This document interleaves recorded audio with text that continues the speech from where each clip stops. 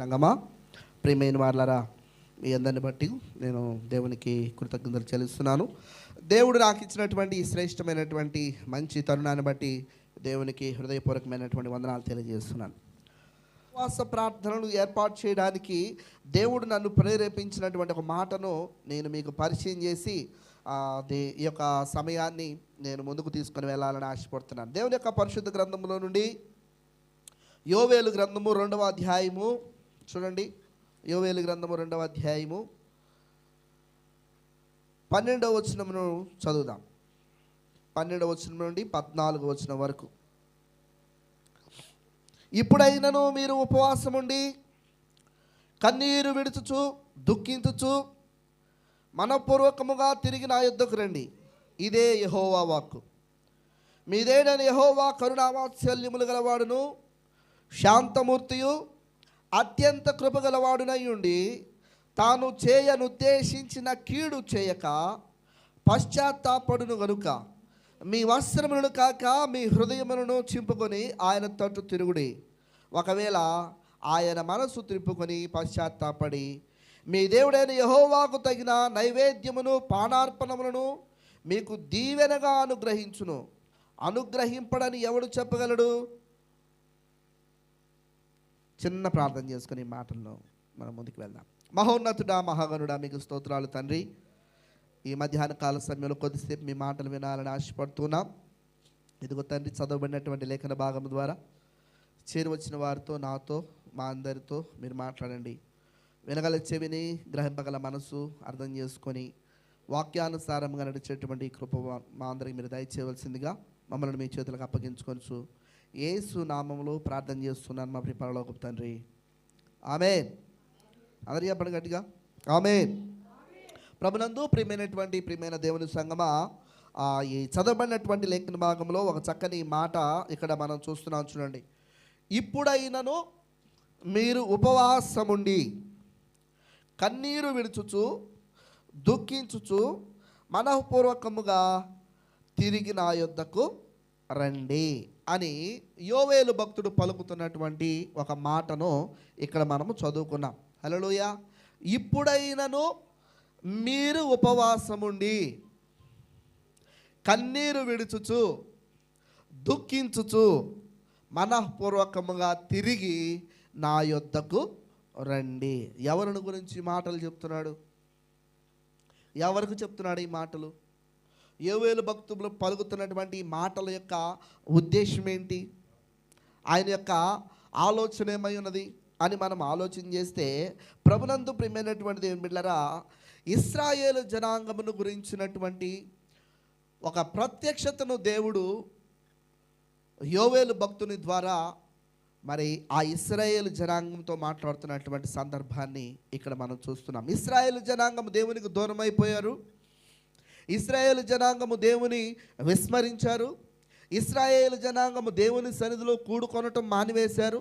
ఇశ్రాయేలు జనాంగము దేవునికి విరుద్ధమైనటువంటి అనేకమైనటువంటి పనులను, కార్యాలను చేస్తూ దేవునికి వ్యతిరేకమైనటువంటి బాటలో వారు నడుస్తున్నటువంటి సందర్భంలో దేవుడు ఇశ్రాయేలులకు విరోధముగా ఆయన లేచాడు. దేవునికి స్తోత్రం, హల్లెలూయా. యోవేలు ప్రవక్త ద్వారా ఇశ్రాయేలు జనాంగంతో తాను ఏమి చేయనుద్దేశించి ఉన్నాడో, దేవుడు ఏమి చేయాలని తలంచుచున్నాడో, ఏమి చేయాలని ఆయన భావించి ఉన్నాడో వాటన్నిటినీ ఇశ్రాయేలీలకు తెలియచేయడానికి యోవేలు భక్తునికి తెలియజేసినప్పుడు, యోవేలు భక్తుడు హృదయము ద్రవించిన వాడై, భీతి చెందిన వాడై ఇశ్రాయేలు జనాంగాన్ని పిలిచి దేవుడు చేయ ఉద్దేశించిన కీడంతటిని గురించి ఇశ్రాయేలీలకు తెలియజేశాడు. హల్లెలూయా. మీరు చేసినటువంటి తిరుగుబాటు వలన, మీరు కలిగి ఉన్నటువంటి వ్యతిరేకమైనటువంటి స్వభావం వలన, దేవుని సన్నిధికి మీరు దూరముగా జీవిస్తున్నటువంటి విధానం వలన మీరు పొందబోతున్నటువంటి శ్రమలు ఈ విధంగా ఉన్నాయని ఆ యొక్క యోవేలు భక్తుడు ఇశ్రాయేలులకు తెలియజేస్తున్నటువంటి సందర్భం అది. దేవునికి స్తోత్రం, హల్లెలూయా. అందుకే ఆయన అంటున్నాడు, జరిగిపోయిన సంగతులన్నీ జరిగిపోయినా, ఇంతకుముందు మీరు ఎలా ఉన్నారనేది కాదు, ఇంతకుముందు మీరు ఏ విధంగా ఉన్నారనేది కాదు, ఇప్పటి వరకు మీరు ఏం చేశారనేది కాదు, కానీ ఇప్పుడైనను, దేవునికి స్తోత్రం, హల్లెలూయా. ఎప్పుడైనను, ఇప్పుడైనను అని అంటున్నాడు. ఎందుకని ఇప్పుడైనను అని? శ్రమ త్వరలో రాబోతా ఉంది. దేవుని యొక్క ఉగ్రత రాబోతా ఉంది. దేవుని యొక్క కోపము వారి మీద మండుకొనబోతా ఉంది. దేవుడు వారికి కీడు చేయను ఉద్దేశించి ఉన్నాడు. ఎందుకనంటే వారి తిరుగుబాటు స్వభావాన్ని బట్టి, వారు దేవుని విడిచి తిరుగుతున్నటువంటి విధానాన్ని బట్టి. అందుకే ఇప్పుడైనా మీరు ఉపవాసం ఉండండి. తర్వాత కన్నీరు విడుచుచు దుఃఖించుచు మనఃపూర్వకముగా ఆయన యొద్దకు లేదా నా యొద్దకు తిరిగి రండి అని అంటున్నాడు. హల్లెలూయా. తిరిగి రండి అంటే వీళ్ళు ఏమై ఉన్నారు? ఇప్పుడు దేవునికి దూరం అయిపోయి ఉన్నారు. దేవుని దగ్గర లేరు, దేవునితో లేరు, దేవునితో సహవాసం లేదు, దేవునితో సాన్నిహిత్యం లేదు, ప్రార్థనా జీవితం లేదు, ఒక సాక్షి జీవితం లేదు. దేవునికి తిరుగుబాటు చేస్తున్నటువంటి, దేవుని మీద తిరుగుబాటు చేస్తున్నటువంటి జనాంగముగా వారున్న కారణాన్ని బట్టి దేవుడు వారిని పిలుస్తున్నాడు, తిరిగి రండి అని. హల్లెలూయా. తిరిగి వస్తే ఏం జరుగుతుందో కూడా ఇక్కడ ఈ భక్తుడు మనకు తెలియజేస్తున్నాడు. చూడండి, మీ దేవుడైన యెహోవా కరుణా వాత్సల్యములు గలవాడును శాంతమూర్తియు, 13వ వచనం, అత్యంత కృపగలవాడునయ్యుండి తాను చేయనుద్దేశించిన కీడు చేయక పశ్చాత్తాపడును గనుక మీ వస్త్రములను కాక మీ హృదయములను చింపుకొని ఆయన తట్టు తిరుగుడి. దేవునికి స్తోత్రం, హల్లెలూయా. ఉపవాసము అని అంటే ఏంటి? ఉపవాసం అంటే మనము పస్తుండడమే కదా అయ్యగారు అని అంటారు. ఉపవాసం అంటే ఇంకేమంటారు? ఒక్క పొద్దండి అంటే ఒక్క పూటే, మిగతా పూట లేదు. ఉపవాసం అంటే ఒక్క పొద్దే కదా అయ్యగారు. ఇంకా ఉపవాసం అంటే ఏంటి? కడుపు మార్చుకోవడం, అంతేనా? ఏమీ తినకుండా, ఏమీ తాగకుండా, కడుపు ఎండగట్టుకొని, ఏమండి, బిక్కమొకాలు వేసుకొని దేవుని సన్నిధిలో కూర్చోవడం ఉపవాసం. అదేనా ఉపవాసం? ఉపవాసం అంటే అదేనా? అదే అనే వాళ్ళు చేతులు ఎత్తండి. మీరు భలే తెలియగలండి. చెయ్యి ఎత్తితే ఏమవుద్దో, చెయ్యి ఎత్తకపోతే ఏమవుద్దో కదా. అందుకే నోట్లుగా ఉండిపోయి మనకు ఆయనే చెప్తాడు కదా. హల్లెలూయా. మనకు అమ్మగా నోట్లుగా ఉండిపోతే సమాధానం ఆయన చెప్తాడు కాబట్టి దిగులేదు. అంతే, దేవునికి స్తోత్రం, హల్లెలూయా. ఉపవాసము అంటే ఏంటి? ఉపవాసం అంటే అందరూ అనుకునేది అదే. ఏమిటది? కడుపు మార్చుకోవడమే. ఒకానొక సందర్భంలో యేసు ప్రభు వారు ఒక ప్రాంతం నుండి ఒక ప్రాంతానికి వెళ్తున్నప్పుడు, అప్పుడు ఖాళీ నడకే కదా. ఇప్పుడంటే మనుషుడు నడక మర్చిపోయాడు అసలు వాస్తవానికి. ఏమంటే ముఖ్యంగా నేనైతే నడక మర్చిపోయా. ఎక్కడికి పోయినా బైక్. సైకిల్ దొక్కేటప్పుడు సన్నగా ఉండేవాడిని. ఆ పాస్టర్ గారిని సైకిల్ మీద కూర్చోబెట్టుకొని చాలా దూరాలు సైకిల్ మీద దొక్కడం కదా, భలే బక్కగా ఉండేవాడిని, చాలా సన్నగా ఉండేవాడిని. ఏమండి ఎప్పుడైతే సైకిల్ పోయి బైక్ వచ్చిందో ముందుకి మూరుడు, వెనక్కి బారెడు. దాంతోపాటు అనేక రోగాలు కూడా వచ్చేసినాయి. దేవునికి స్తోత్రం, హల్లెలూయా. మనిషి శ్రమ పడడం మర్చిపోయాడు, కష్టపడడం మర్చిపోయాడు.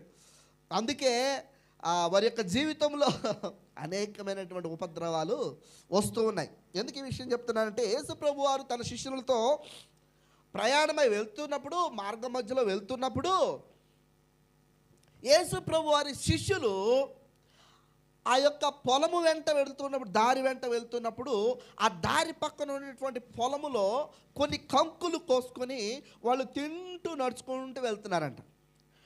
అప్పుడు అక్కడ ఉన్నటువంటి పరిసయ్యులు, శాస్త్రులు, సద్దుకాయలు ఏం చేశారంటే యేసు ప్రభు వారిని ఆపి ఈరోజు విశ్రాంతి దినము కదా, ఈ విశ్రాంతి దినమున ఎవరు ఏ పని చేయకూడదు కదా, ఎవరు ఏ పని చేయకూడదు అని ధర్మశాస్త్రం చెప్తూ ఉంటే, నీ యొక్క శిష్యులేంటి ఆ కంకులు తుంచి వాటిని తింటూ నీ వెంట వస్తున్నారు, వారిని నువ్వు గద్దించవా అని అడుగుతున్నారు. హల్లెలూయా. వారిని నువ్వు గద్దించవా, వారికి ఇది తప్పు అని చెప్పవా? ఉపవాస దినమున ఉపవాసమే ఉండాలా. ఉపవాసం మానేసి ఏది పడితే అది తినడము న్యాయం కాదు కదా, కరెక్ట్ కాదు కదా అని శిష్యులను, యేసు ప్రభు వారిని శిష్యులను బట్టి దేవుడు ప్రశ్నింపబడుతూ ఉన్నాడు అన్యుల చేత. శాస్త్రులు సద్దుకైలు ఆయనను శోధించడానికి అడుగుతున్న సందర్భంలో దేవుడు ఏమని చెప్తాడు, ప్రభు యేసుక్రీస్తు వారు ఏమని చెప్తారంటే, పెండ్లి కుమారుడున్న ఇంటిలో ఉపవాసం ఉంటారా? చెప్పండి. పెండ్లి కుమారుడున్న ఇంట్లో ఎవరైనా ఉపవాసం ఉంటారా? ఇంతకీ నువ్వు సేవిస్తున్నటువంటి దేవుడు ఎవరై ఉన్నాడు? ఆయన పెండ్లి కుమారుడు. అదే అర్థమైందా? పెండ్లి కుమారుడు అన్న ఇంట్లో ఎవరు ఉపవాసము ఉండనవసరం లేదు కాబట్టి నా శిష్యులు ఉపవాసము లేరు అని సమాధానం చెప్పాడు. హల్లెలూయా, హల్లెలూయా. ప్రభునందు ప్రియమైనటువంటి దేవులారా, ఉపవాసము అంటే ప్రాముఖ్యమైనటువంటి అర్థం ఏమిటంటే మనల్ని మనము ఉపేక్షించుకోవడం. చూడండి, 2వ దినవృత్తాంతముల గ్రంథము 7వ అధ్యాయము, 2వ దినవృత్తాంతముల గ్రంథం 7వ అధ్యాయం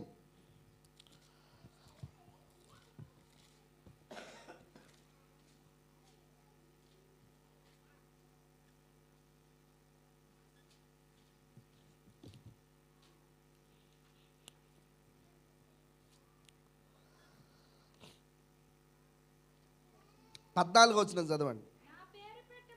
నా పేరు పెట్టబడిన నా జనులు తమ్మును తాము తగ్గించుకొని ప్రార్థన చేసి నన్ను వెదకి తమ చెడు మార్గములను విడిచిన ఎడల ఆకాశమునందుండి నేను వారి ప్రార్థనను విని వారి పాపమును క్షమించి వారి దేశమును స్వస్థపరచుదును. దేవునికి స్తోత్రం, హల్లెలూయా.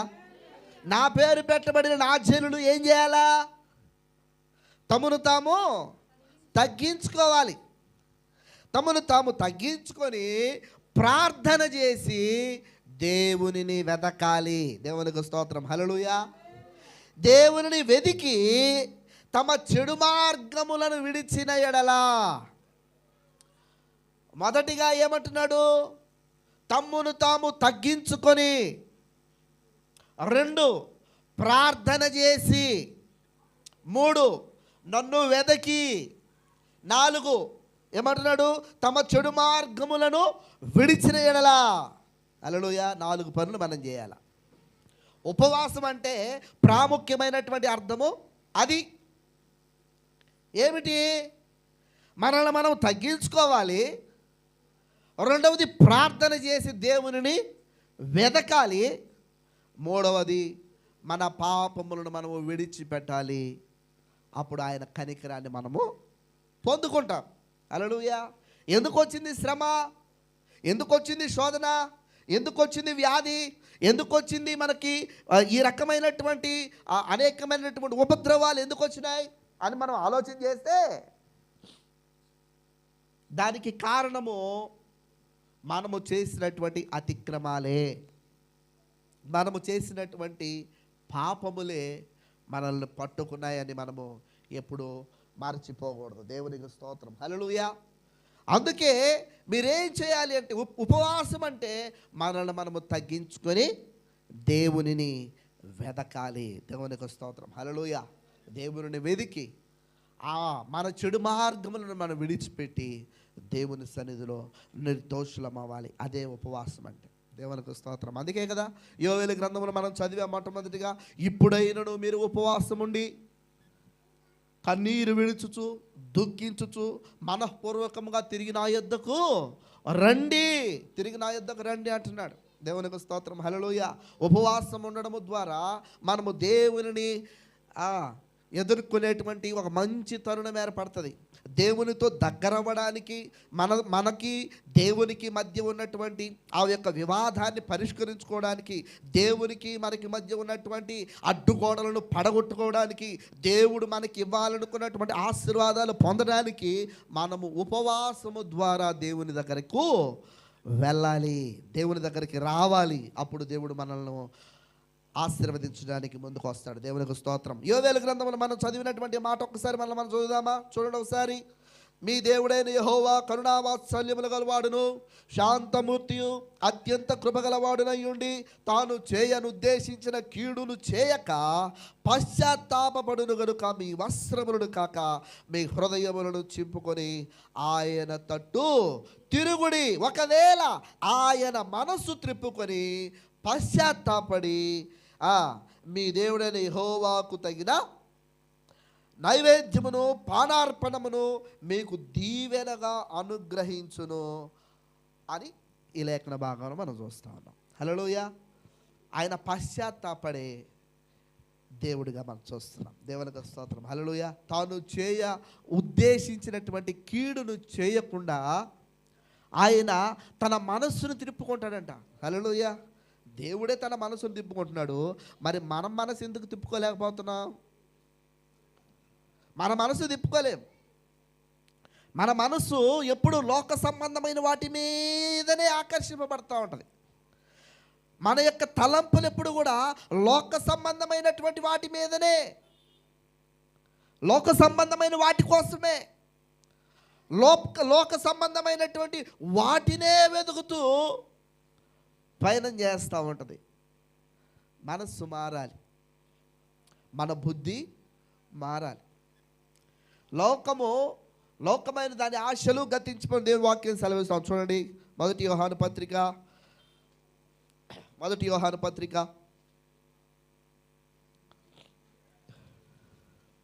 2వ అధ్యాయము 15వ వచనం చదవండి. ఈ లోకమునైనను లోకములో ఉన్న వాటినైనను ప్రేమింపకుడి. ఎవడైనను లోకమును ప్రేమించిన ఎడల తండ్రి ప్రేమ వానిలో ఉండదు. లోకములో ఉన్నదంతయు అనగా శరీరాశ, నేత్రాశయు, జీవపుడంబమును తండ్రి వలన పుట్టినవి కావు, అవి లోక సంబంధమైనవే. లోకమును దాని ఆశయు గతించిపోవచ్చున్నవి కానీ దేవుని చిత్తమును జరిగించువాడు ఈ నిరంతరము నిలుచును. దేవునికి స్తోత్రం. హల్లెలూయా. లోకము దాని ఆశ ఏమైపోతుందంట? గతించిపోతుందంట. గతించిపోయేదాని వెనకే మనము ప్రాకులాడతాం, దాని వెనకే తిరుగుతాం, వాటి కోసమే ప్రయాసపడతాం. అవి లేకపోతే మనము లేము అన్నట్టుగా బ్రతుకుతాం. హల్లెలూయా. కాదండి, అవన్నీ కూడా నశించిపోయేవే, అవన్నీ కూడా ఒకరోజు నిన్ను విడిచిపెట్టేవే. కానీ దేవుని చిత్తమును జరిగించువాడు నిరంతరము నిలుచునంట. దేవునికి స్తోత్రం. హల్లెలూయా. హల్లెలూయా. నీ దేవుడు ఆయన నిరంతరము నిలిచేవాడు. కాబట్టి నిన్ను కూడా నిరంతరము నిలపగలిగినటువంటి శక్తి ఆయన దగ్గర మాత్రమే ఉంది, లోకంలో లేదు. హల్లెలూయా. లోకములో ఆ కృప లేదు. ఆ లోకము నిన్ను నిరంతరం నిలిపేదిగా ఉండదు. ఈ లోకము గతించిపోయేదంట. హల్లెలూయా. లోకము దాని ఆశలు గతించిపోతాయి. లోకములు ఏమేమున్నాయని చెప్తున్నాడు?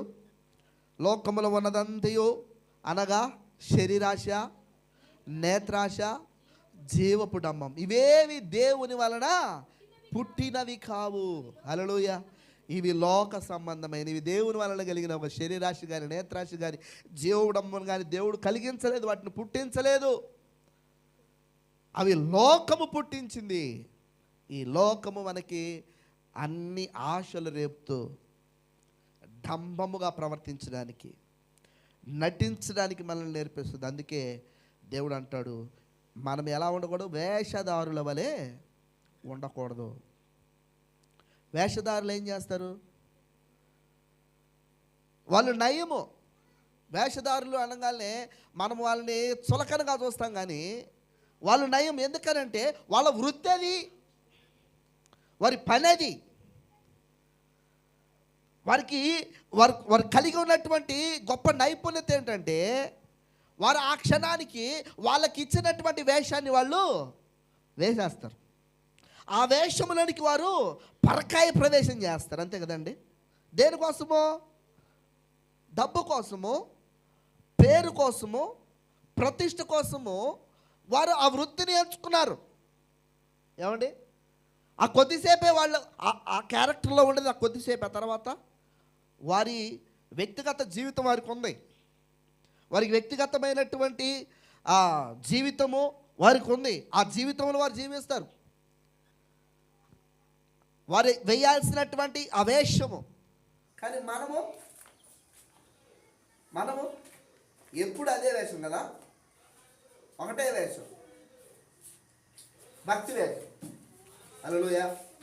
కానీ ఈ వేషంలో, భక్తి వేషంలో ఏం లేదు, శక్తి లేదు, ధైర్యం లేదు. గడిచిన 4 వారాలుగా ఇదే వాక్యం కదా.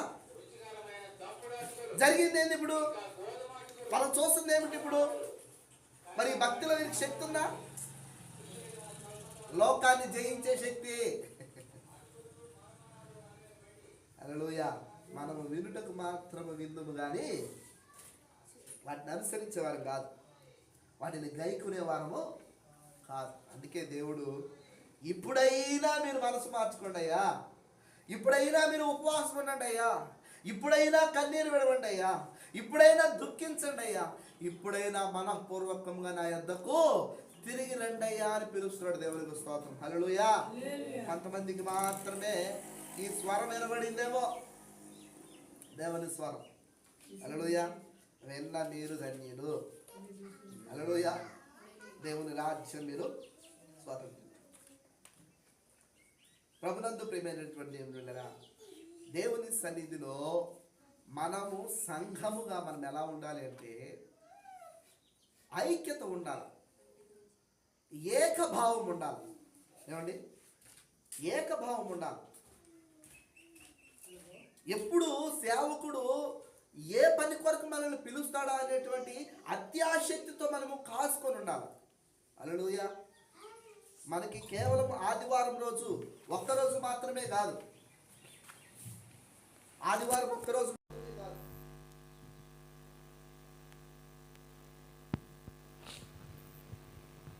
నిజంగా ఆదివారం ఒక్కరోజే కదా మనకి.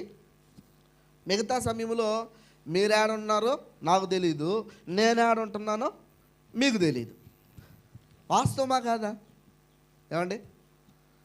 ఎవరైనా ఒక్కళ్ళైనా వచ్చి, పాస్టర్ గారు ఎందుకని మీరు ఉపవాస ప్రార్థనలు పెట్టరు, ఎందుకని స్త్రీల కోడికలు పెట్టరు, ఎందుకు విజ్ఞాపన ప్రార్థన కోడికలు పెట్టరు అని ఎందుకు అడగరు? మీరు ఎందుకు అడగరంటే మీకు ఆసక్తి లేదు కాబట్టి. ప్రార్థనకు వెళ్ళాలి. ఒకవేళ ప్రార్థన సేవకుడు లేకపోయినా మనమైనా సంఘంలో ప్రార్థన చేసుకొని ఒక క్రమాన్ని మనము పాటిస్తూ ఉంటే మన వెనక కొంతమంది వచ్చి జాయిన్ అవుతారులే అనేటువంటి ఒక నిరీక్షణ కానీ ఆసక్తి కానీ లేదు. అందుకే దేవుడు మనల్ని పురికొల్పడానికి, ఏమండి, మనల్ని ఆసక్తి పరులుగా చేయడానికి ఆయన మనల్ని పిలుస్తున్నాడు. ఏమని పిలుస్తున్నాడు? ఇప్పుడైనను మీరు ఉపవాసం ఉండి కన్నీరు విడుచుచు దుఃఖించుచు మనఃపూర్వకంగా నా యొద్దకు తిరిగి రండి అని దేవుడు పిలుస్తున్నాడు. హల్లెలూయా.